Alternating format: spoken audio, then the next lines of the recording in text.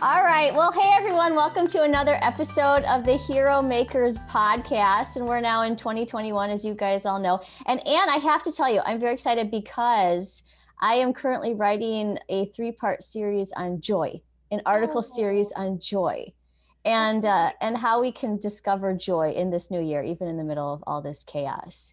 And I think, Ann, it's interesting because a lot of times when people think of joy, they're like, oh, they have to think like this happy, like you have to be super happy. But joy is actually like this peaceful delight. It's like actually a calming thing, which maybe feels more attainable for many of us. But how is your week going up there? I haven't actually talked to you for a few days. How's your week going? I was going to say, though, that you are actually the perfect person to write the article. About joy. Yes. As an Enneagram 7, I might be it. Yeah. Yeah. But yeah. But how's your week going?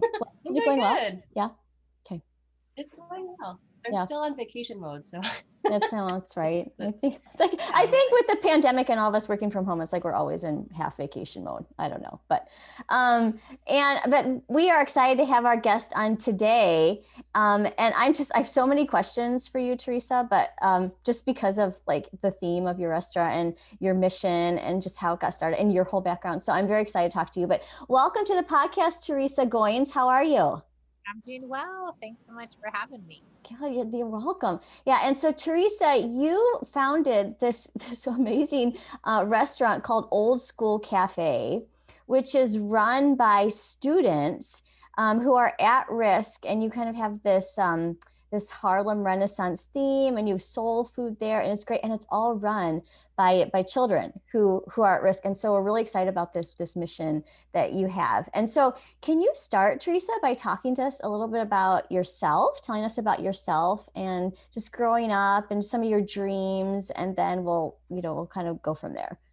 Sure. Yeah. I'm originally from Arizona. And I grew up, I think some of the things that are unique to my situation was my dad was severely disabled and sick, as well as my grandmother. So I actually grew up as a caretaker since I was a little kid. So I grew up, helping dad put his shoes on, comb his hair, get in and out of chairs, get in and out of bed, that kind of thing. And so, so those things that were really hard growing up, I think also shifted my perspective to be, I, as a little kid, I remember when I was 5, I used to pray and thank God. I was very aware that I was able to get in and out of bed by myself and dress myself and those things. So, you don't usually think about a 5 or 6-year-old being aware and thankful for your health and that you can do things by yourself without having to wait for somebody to come and get you out of bed or dress you. And used to pray for, my dad's healing, my grandma's healing. And so it just kind of shifted my perspective as a little kid. And so I think that's kind of what caused me to I always was wanting to alleviate their suffering because both of them were in a lot of extreme pain. So I learned how to massage, I was constantly massaging feet and necks and backs and trying to help the pain be a little less. And so as a kid, I knew I wanted to do something I hated seeing people suffer. And then as I got older, that translated into wanting to be a counselor, because I also been, my dad also was in a lot of emotional pain because of, I think, that constant physical, situation. And so, thought I was going to go on to get my doctorate in psychology and become a psychologist was sort of the plan when I was in high school. But that's kind of a little bit about my background growing up.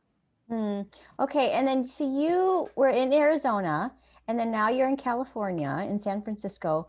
So what was your journey from Arizona to California? And then also you became a juvenile correctional officer. And so tell us about that journey. Yeah. So I didn't really appreciate Arizona's beauty growing up. It was like, it's cactus, it's desert, it's brown, it's like, bleh, So I was going to California. I had cousins in California, San Diego. So I was going to the beach. I didn't really care. I was going to college somewhere near an ocean. And so I ended up going to Westmont College in Santa Barbara and, got my degree in psychology. But again, I always had this sort of yeah, kind of that interest in helping and protecting. And so I had this interest in law enforcement and um, asked to do, I'd done like the boys psych ward internships as a psych major. I had done the Mm, suicide lines. All those things were really helpful and good for my growth and learning. But I wanted to try something in law enforcement. And initially, I thought maybe I would become a psychologist or somehow a liaison for the community when there was some traumatic events or homicide or something. I would go alongside with the police to be that sort of that support to the community when traumatic events were happening. I also thought about possibly being a psychologist to law enforcement that are daily seeing mm, lots of trauma. So those are kind of some of the thoughts. And then I also probably watched way too many cop shows and wanted to be in the mhm, FBI or mhm, something. You know? mhm. Remember, I was like young. So I don't know. Those are maybe all part of my psyche and what made me Yeah. interested. But then, so I did an internship my senior year with adult probation, and it was interesting. I didn't want to do a desk job, so this was out in the field. I was a part of drug busts and stakeouts, and they just kind of let me go and do it all with them. And so I was like, well, this is interesting work, maybe. And they offered me a job when I graduated, Mm, and so I thought, well, I'll do this for a couple years, and then I'll go on to get my doctorate in psychology. mhm. And they placed me in the juvenile division, and that's where yeah, I just got wrecked. Once I started working juvenile hall, and they had a couple boot camps that housed 100 male inmates. And I started hearing their stories daily, and my eyes were open to how many young people are locked up and incarcerated in our country, more than any country in the world, as far as locking up our children. It was like God just wrecked my heart for Mm, what are we doing? These are our children. And yeah. as I heard their stories and I learned how many of them that were there generationally, like their dads were in prison, Yeah. their family members were in the gangs, like this is all they've ever known. And I'm like, so our solution is to then just now lock up the next generation and punish them for doing what they were raised and taught, right? Mhm, And I just was like, I felt like so much of America don't know this like silent mhm, underbelly of how we're incarcerating our children instead of investing in their healing and mm, hope and future. And so it just became like, okay, now that I know, I can't walk away and not do something about it. hmm. So, so Teresa, on the podcast, we had this man named Hector Guadalupe on, and he has a ministry over on the East Coast called A Second You Foundation. And he was telling us about his story of growing up in New York and on the streets and the gangs. And then he, he got arrested, he was incarcerated. And then while he was in the prison, he kind of changed his life. And then now he has this ministry just for former inmates that helping them kind of get back on their feet and develop skills in become physical fitness trainer, like kind of that realm. And when we were talking to him, what you're saying is remind me of that, because I was struck by just the inertia too, that sometimes it takes to get out of some of these right? I mean, some of these situations that our youth are in right now. And so can you just spend like a minute or two telling us about just the emotional impact that it has on some of our kids who are in these situations where they're watching their parents who are in prison, and then kind of the emotional impact that has on them as they're growing up too? Like, what does it do to somebody who is like, oh, well, that's my parents, like that's where I'm headed? What is the inertia that they have to overcome? Absolutely. Could I really quick make a connection to like our daily life and then Yeah, go into that?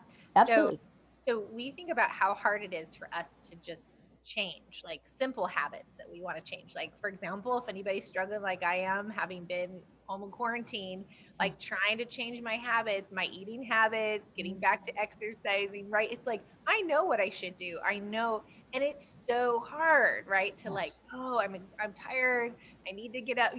I know I should be drinking water. I know I should be going to bed early and not watching another program. And I know I should be doing my exercise, right? But just that inertia to like change simple behaviors is really, really hard. So imagine what I talk about is you're a young person that has been, raised where you're, one of the young men I had talked to, he was taught at 3 years old how to sell drugs by his dad. And so, having him, carry this bag down to the neighbor's house, right? And so when you, like, your earliest memories are this is all around you, right? And it's what all you know by the people that you love and trust, by friends, by neighbors, cousins, dad, mom, right? And because it's survival, right? So then dad goes to prison, and now you're the head of the family, you're the man of the house, and you've been taught how to provide for the family, and if people are struggling, there's poverty, struggling to eat, we're, as human beings, we're survivors, we're going to do what we need to do to survive, right? And if the only way you've been kind of seeing around you to make money is illegal ways of making money, and then so now you get locked up because you get caught, and now we say you get out, and the only thing that you've seen and all around you to make money is illegal. But now we say, hey, now do good. You've served your time. We're releasing you, but now you have a felony. So now, but you need to go get a legal job. But of course, nobody's going to hire you because now you have a record. Yeah. But don't go back to doing something illegal, but we're going to close every door for you to do something legal. And on top of that, we're going to put a gang enhancement. So you can't be around any gang associates, you've got these stay away orders. Okay, so that's all of your friends and your family. So now we're like, do good. Don't provide for yourself or your family. Just starve.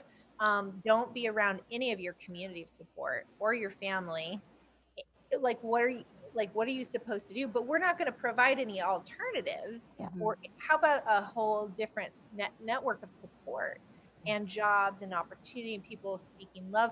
And now you've had trauma, you've seen people killed, you've got all kinds of like abandonment and trauma from, your dad leaving, going to prison. I mean, it's just like layer upon layer. And this is a 15-year-old that we're expecting. I mean, I can't even do the things I need to do for something simple. Yeah. We're asking a teenager to have no community, no support, don't do what the only thing you know to do to survive, and so it's just this, like, when you kind of see all the different layers, like, how do we expect I know that would be too much for me, You're saying, I mean, it's kind of what is normal for everybody when they have very few options. Yeah. And if it's the family business even, and you're like supposed to do this, and then generationally, and then all the layers you're explaining, it sounds incredible that anybody would do anything else. And then when they're out, then you narrow down the options. You don't open up the options or restrictive because you're trying, but instead of actually helping them. So I was thinking about, years and years ago, and you're learning about nuns. Now, if you come with me, I always kind of wondered, like, why would women way back then go into the convent and become nuns? But then I realized it was the only viable vocation that women had at that time. And I'm like, oh, because what else are they supposed to do? And then I was like, well, of course I'd become a nun, because then I could actually community and teach. And so it's kind of like that. When you have one option, or if you have one glaring option that is bad, but it's the easiest, it makes money, your family needs money, I think that people do it out of necessity, not because it's exciting and like fun. Nobody does it because it's fun. So, Teresa, what you're saying too is it's reminding me of like the concept of the echo chamber, in a different way, right? So we think of echo chambers in terms of like we're surrounded by people that we know, and then that's what we hear. We hear that continual people validating what we say, and so you're saying, I'm hearing the word like isolation too. Like that's what happens to be. Okay, we're forcing you guys into more of an isolated state. So this echo chamber in your mind of like these negative kind of negative things that you think about yourself, your situation, how in the world do I get out? It becomes like this cyclical pattern. And you said earlier, that one of the things that you wanted to do growing up is you wanted to alleviate suffering. So I'm wondering, like, okay, so here, the people that you're caring for, some of these kids who are in this kind of probably this pattern, like here you are, and you're like, so what does alleviate suffering look like to some of these kids in this situation? Well, yeah, that's a great question. Thank you. I think if we kind of all put ourselves in that position, if I were there and feeling like you talked about the isolation, feeling the hopelessness, like that's all around, what would you want? Yeah. What would you want and what would you need and what would you hope somebody would see in you? Yes. And so I think that's where my heart and hope for our country is, that we begin, to see each other's humanity, and we all want and need the same thing. Yeah. We're not that different, right? Yeah. And so I really feel like it's, what they need, and what we want to see is we want them to feel seen and valued and treasured and important, and that they were created for a great, important destiny and purpose that nobody else can fulfill but them. We want them to know that they're not alone, and that they have, a community of support, having, talking to a young person that's just had three losses, boom, boom, boom, three people close to them in their family that have died. One violently, others through, accident, illness. Like that's so overwhelming to deal with that much grief. And the first, I want them to know, this person to know, you're not alone. Yeah.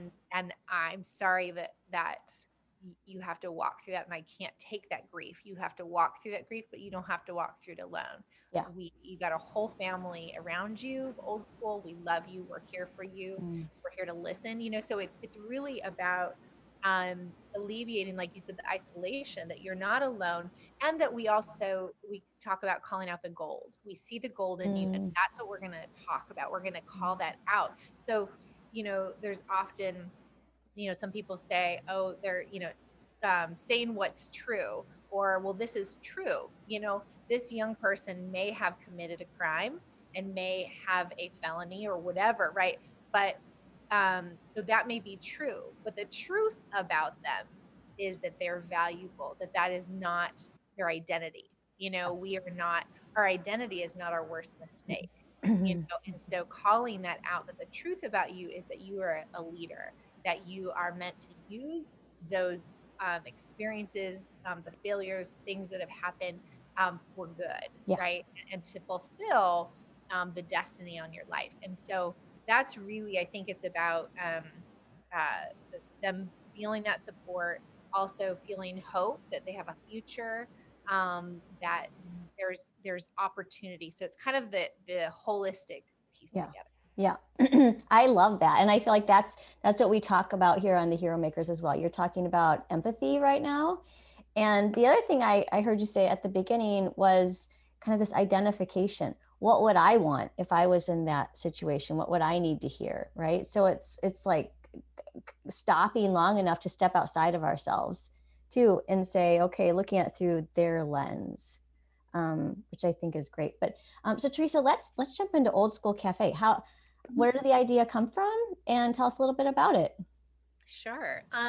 So after I knew, as an officer, as I started working with these young people, that this was a calling on my life. I knew I couldn't walk away and have my heart and eyes open to this huge problem, and how we were handling it as a nation was not working, and not do something about it. So I began to pray. I was like, very funny, God. I'm like the least likely person to do anything about this. Feel super unqualified. I don't have a clue, but you broke my heart for it. You opened my eyes to it. So now you need to give me a solution, like a real life-changing solution. So I started praying for a vision of how to address the issue holistically, not just a Band-Aid, but what would it take for young people to literally be able to move into the destiny they were created for, and not just, do a little bit better, but like thrive, you know?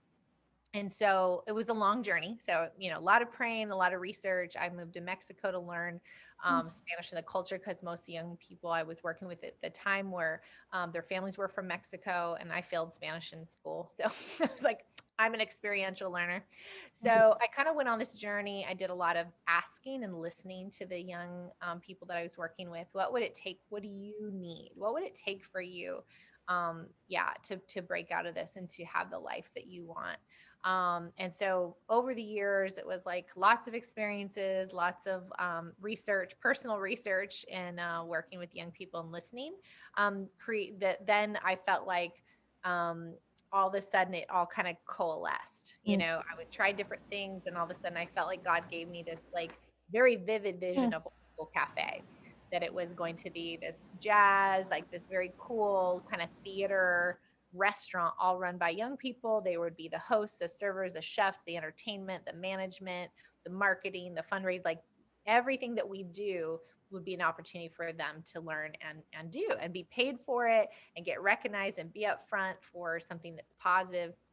And so I literally started sketching it out, like what it looked like. And so it's really fun when people come into the restaurant now that heard me talking about it back in 2004. They're like, oh my gosh, it looks exactly like you described it. So I literally saw the details in my head. And so I really believe God gave me the vision because I'm not that smart.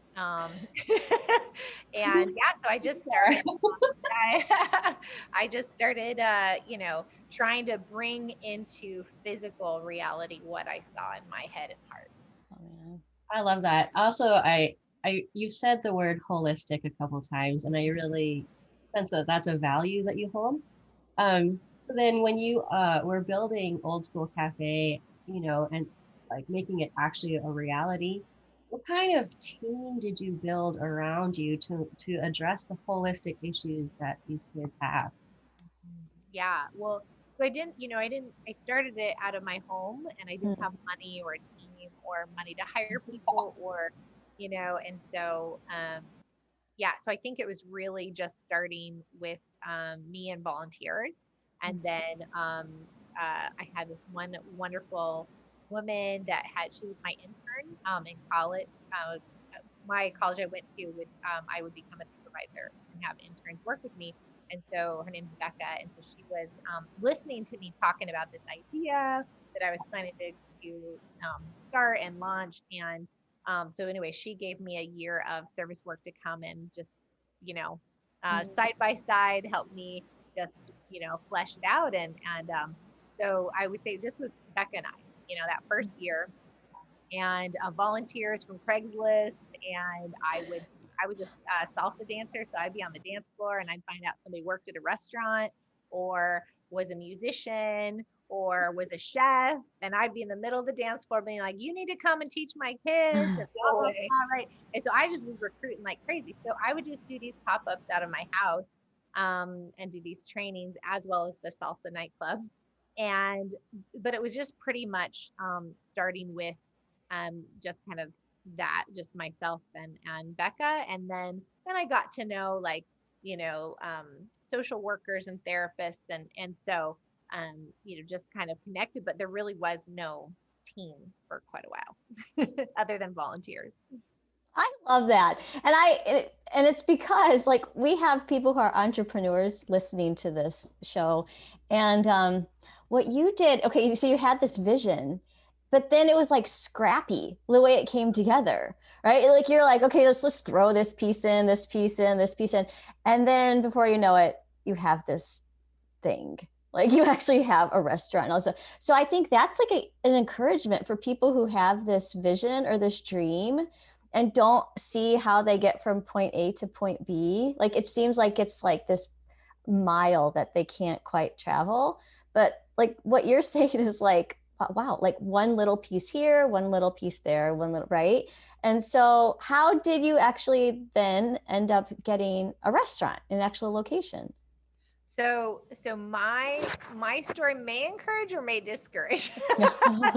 My journey was really long. I think most people start with some kind of funding or some kind of celebrity chef or some institution behind them, and I had none of that. Mhm. As well as at the time when I started in 2004, social enterprises were not really known or understood. So when I talked about I want to open a restaurant, which 9 out of 10 fail, one of the hardest businesses to run, and I want to hire kids coming out of jail to run it, and I didn't have restaurant experience or business experience, or it was just like, what, and even to this day, when I say it's a nonprofit restaurant, they're like, nonprofit. How do you have a nonprofit restaurant? So it's kind of confusing, hard for people to grab their heads around. So I had to kind of show it over and over for 8 years, for a long time, doing pop-ups. So I just did it out of my home, what I had, right? And so we did pop-ups. Somebody say, oh, do you cater weddings? I'm like, absolutely. You're like we do now. Exactly. So I would I was always networking. So I'd find a chef or a caterer. I say, hey, will you cater this wedding and then let my kids serve it? I was always trying to make it work. And so we just did these pop-up events. We popped up at, restaurants on days that they were closed, started a gospel brunch here in San Francisco. We just tried to make it work with what we had. And then I did all the trainings here in my home. So we did the mentorship here. I was a drop-in center. So kids would show up on, Saturday, Sunday, because they just wanted to hang out, and have a place that they felt safe and loved. And I'd be like, it's Saturday at 8 a.m. But I love that they knew that when they were hurting or bored, they were coming here instead of doing something, in the street that was destructive. So, and then I had different mentors and trainers come, and we would do cooking workshops here, and we did pop-up events here. So just use this space, but we're talking 8 years, so much that I had people that really loved me that were like, it's okay to let it go. It's not happened. It's been 6 years now, and I quit my job. I was all in. I put every penny I had into it. And so we're 5 years, 6 years, 7 years, right? And we're still just doing pop-ups, 8 years. And then finally, and of course I don't know how to write grants, right? So I'm getting denied and blah, blah, blah. So long story short, we finally, in 2011, some pastors invited me to this thing that was ministry leaders and pastors. And they said, what's your biggest need? I said, a building, because I'm still doing this out of my house and nobody takes me seriously. And so they said, well, we have this extra building if you want to come take a look at it. And so I took a look. It needed a lot of work. And I said, can we kind of gut it and renovate it? And so they gave me really low rent. And then I got mostly volunteers help renovate it. Was able to raise a little bit of money. And then, little by little, we started to get some grants. I had some supporters that they, from the San Francisco Foundation, hired a grant writer. And then all of a sudden I started getting the grants that I couldn't get before because somebody knew how to write it in the right language. And and then eventually we renovated it with mostly volunteers, and we opened our restaurant in 2012. So when all this is happening, I mean, well done. Seriously, that's a long time to just slog it out. But yes, definitely,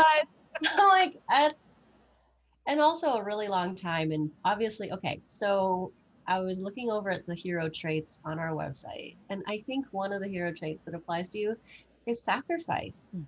And I think that actually wasn't just with the restaurant. It actually started when you were a kid with your own dad and with your grandma, and just you were living it without even knowing that that's what you were doing. It's like putting somebody else above you, and it costs you. And it cost you as a kid, and I think, but it paid off. It really instilled this value in you, and then also with the kids. So my question was all this is happening, and what are the transformations or changes, are happening with the kids? What kept you going? Well, and thank you. I appreciate your words. And that is, you hit the nail on the head. What the driving force is seeing the difference, seeing kids heal, seeing kids begin to smile, when young people come in and their walls are super high and they've got this really tough exterior, and don't smile and feel hopeless and have so much pain that often comes, the pain and trauma often translates into what looks like just anger, and harshness. But if you can see past that exterior to see that's pain behind that, and that the anger is the protective wall, right? And so if you cannot personally, like, take that in and just go, okay, and just continue to love, watching that wall come down and watching young people begin to trust when they feel safe, begin to let love in and actually give love out, begin to smile, begin to hope, begin to dream again. So many of our young people would say not have dreams because they're like, that's not my reality. And it's really hard to feel like why, it's like a switch. You just want to turn it off, because if that's not my reality, I don't want to feel the daily disappointment of hoping and wishing for something different if that will never be my reality. And so hope is a powerful thing either way. When it's lost, it's devastating. And when it gets regained or gained for the first time, that's so powerful about how it shifts, can change your whole world. Your circumstances may be exactly the same as they were on the other side a few days ago, but now if you have hope, then like Laurie was talking about the joy, right? All of a sudden there's this hope, there's this, joy for something ahead. And so I would say those are the things, watching the kindness, watching them begin to believe that they're valuable and loved and they have an identity that's really valuable. Teresa, it's interesting because one of our hero traits is also suffering well. And like Anne was talking about seeing sacrifice in you, but I would also add to that suffering well, because like what you're saying is that, like the situation could be the same, but it's how you respond to it and the person that you are in the middle of it.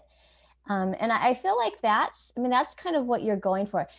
You have these other, like you're helping kids. One part of your mission is also to help kids develop these entrepreneurial skills, business skills, service skills, all this other, but it's also kind of their own identity and work. So you do this holistic thing that Anne was talking about as well. But I'm just wondering, like for you, as you've done this too, like what have you learned from the kids as a result of this? Yeah, I would say their strength and their courage and resilience. It's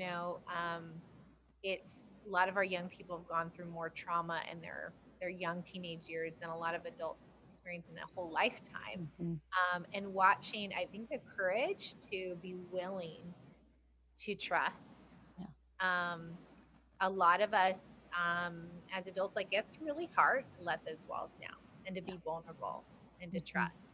So learning from them, that sweetness, like, and to be able to still have a sweet spirit and their sense of humor and a lot of those things in the midst of what they're living through, and their courage to trust, their courage to fight, do the fight to heal, because it's really hard for us when we've been through a lot to forgive, to heal, to keep going. And so I would say just they inspire me by their courage to do that work, because that work is not easy. Oh, that's so good. I'm so glad that they have you.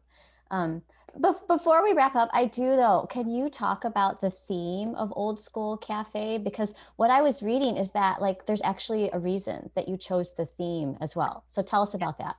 Yes. So it's the Harlem Renaissance theme, and it's kind of the 20s to the 40s, because I like pieces from both of those eras, so I didn't want to have to choose. So I've always felt really passionate about, again, the ideas that we learn from history, right? So that we don't repeat mistakes. But the problem is we don't have a very comprehensive history often taught here. And there's a lot of incredible stories and history from minorities, especially in this country, that have built this country, that are not taught in our schools. And so it just continues to perpetuate the racism and all of the stuff that until that narrative changes. And so one of the ways we can do that is by your experience at Old Skool Cafe, learning about the Harlem Renaissance. And there was so much, I mean, you think about how our country was impacted by jazz and swing and Lindy Hop. And there's so much history in that era and that movement, that just by having that be our theme, my hope is it brings some of that history and that and those heroes and that to life. It's also super glamorous and fun. And I love the music. I love Louis Armstrong. So we actually have a new lounge called Louis Lounge. Mm. And my aunt painted a picture, one of my favorite pictures of Louis Armstrong.